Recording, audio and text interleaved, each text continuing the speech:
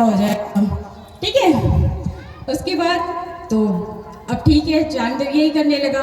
उनके पास ढेरों शौक पूरे देश विदेश से भी आने लगे और वो सब शौक के ऊपर हाथ रखते और सभी सौ जिंदा हो जाते। एक दिन की बात है, वो समाधि में लगे हुए थे, आसपास सौ रखे हुए थे।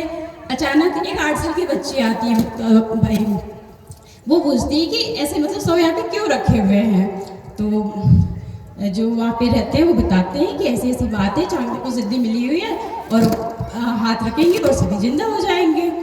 तो फिर उसके बाद मुक्ता बाई बोलती है इसके लिए इनके समाधि से जागने की क्या जरूरत है। मुक्ता बाई जो होती है तुलसी का दिल लेती है, सबके मुख पे डालती है और सबके कान में गायत्री मंत्र बोल देती है और जितने सब हैं सभी जिंदा हो जाते हैं।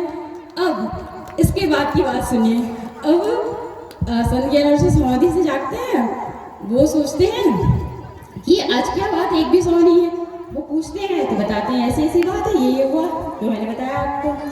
फिर जो चांगदेव है वो समाधि लगाते हैं कि ऐसा क्या है भाई, ऐसा जो मैंने 14 साल तक समाधि लगाई, उस बच्ची ने जो 8 साल की बच्ची है उसने वो कर दिखाया, जो मैं इतने साल की समाधि में मतलब कर पाया हूँ।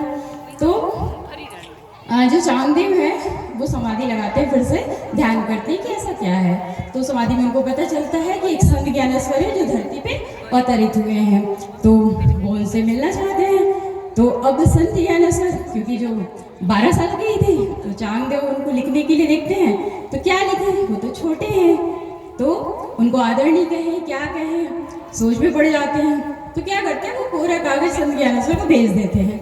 अब संत ज्ञानेश्वर पत्र देखते हैं, मुस्कुराते हैं। बगल में मुक्ता बाई बैठी होती है, वो देखती है पत्र को और हंसती है कि 14 साल की समाधि के बाद भी जो संत चांगदेव जो है वो अभी भी कोरे के कोरे ही रह गए। अब हंसती है, क्या करे चांगदेव, वो तो अपने आप को सिद्ध पुरुष साबित करना चाहते थे। शेर की सवारी ली, हाथ में सर का चाबुक लिया और पहुंच गए संत ज्ञानेश्वर। ज्ञानेश्वर जो है अपनी बहन के साथ मुंडेर जानते हैं, होता है गांव में भी होता है, देखे होंगे, वहाँ पे वो बैठे हुए थे। तो मुक्ता बाई पूछती है चांग तो ऐसा शेर लेके आए हैं, अब आप क्या करेंगे।